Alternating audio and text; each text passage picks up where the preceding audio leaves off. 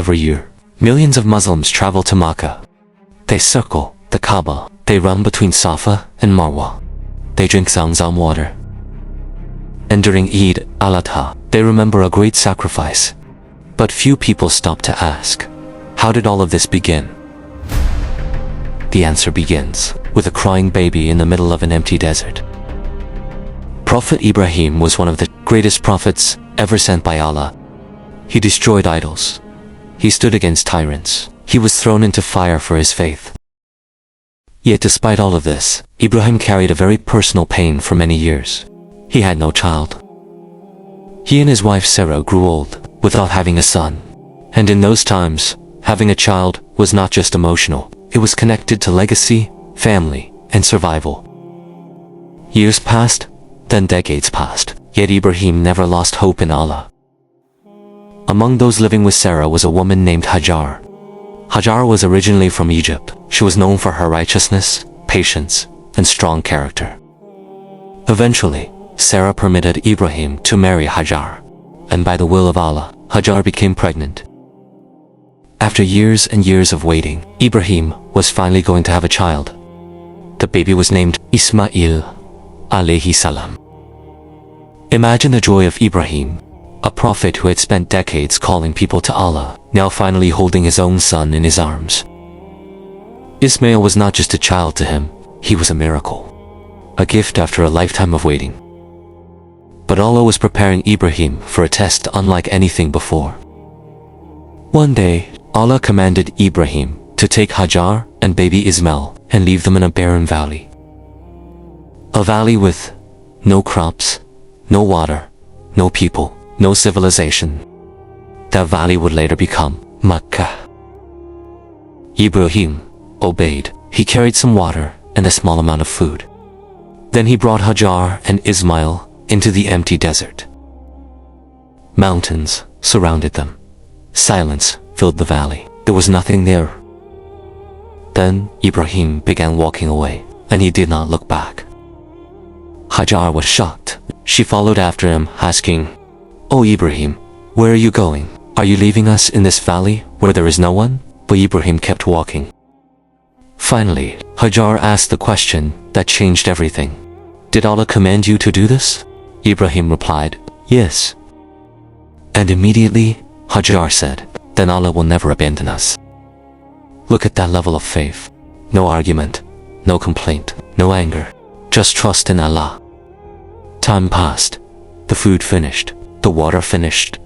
Then baby Ismail began crying from thirst. Imagine the pain of a mother, hearing her child cry while unable to help him. Hajar could not sit still. She climbed the hill of Safa searching for anyone in the distance. Nothing. Then she ran to Marwah. Still nothing. Again and again she ran, 7 times between the 2 hills.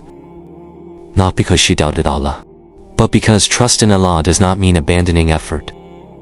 Before we continue, subscribe to Tarikh Knowledge TV for powerful true stories from Islamic history. And stay till the end, because this story is the origin of everything. Then, suddenly, relief came from Allah. Angel Jibril descended, and by the command of Allah, water burst from the ground near baby Ismail's feet. Hajar rushed toward it in shock. She began gathering the water quickly, saying, Zam, meaning, stop, stop. Fearing the water would continue flowing away, that blessed water became Zamzam. A miracle that still flows today, thousands of years later. Millions drink from it every single year. Eventually, travelers from the tribe of Jurhum passed through the area. They were shocked to see birds flying above the valley. In the desert, birds usually mean one thing, water. When they arrived, they found Hajar and Ismail beside Zamzam. They asked permission to settle there, and slowly, life began growing in the valley. Houses appeared, families settled, trade increased. The empty desert was becoming a city. This was the beginning of Makkah. Ismail grew into a righteous young man. He learned Arabic from the Jurham tribe. He became strong, patient, obedient, and truthful. Ibrahim would return from time to time to visit his son and Hajar. But another great test was coming. One night, Ibrahim saw a dream, and the dreams of prophets are revelation. In the dream, he was sacrificing his beloved son, Ismail. Imagine this moment. After waiting decades for a child, after finally receiving Ismail, Allah was now testing whether Ibrahim loved him above everything else. Ibrahim approached his son and said, "Oh my son, indeed I have seen in the dream that I must sacrifice you. So tell me what you think." And Ismail replied with words that still move hearts today.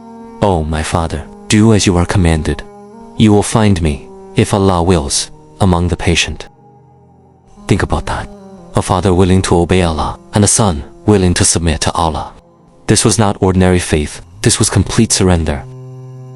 Ibrahim laid Ismail down, and just as the sacrifice was about to happen, Allah called out to Ibrahim, the test had been passed. Allah sent down a ram from heaven instead. Ismail was saved, and that moment became one of the greatest symbols of obedience in Islamic history. Every Eid, al-Adha, Muslims remember this sacrifice. Years later, Ibrahim and Ismail were commanded to raise the foundations of the Kaaba together. Father and son worked side by side, building the sacred house that millions now face every day in prayer. The same Kaaba that pilgrims circled during Hajj. Every year, millions drink Zamzam water. Millions run between Safa and Marwah. Millions sacrifice during Eid. Millions circle the Kaaba.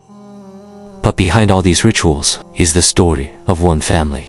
Hajar's trust, Ibrahim's obedience, Ismail's patience, and a baby whose thirst became the beginning of Makkah itself.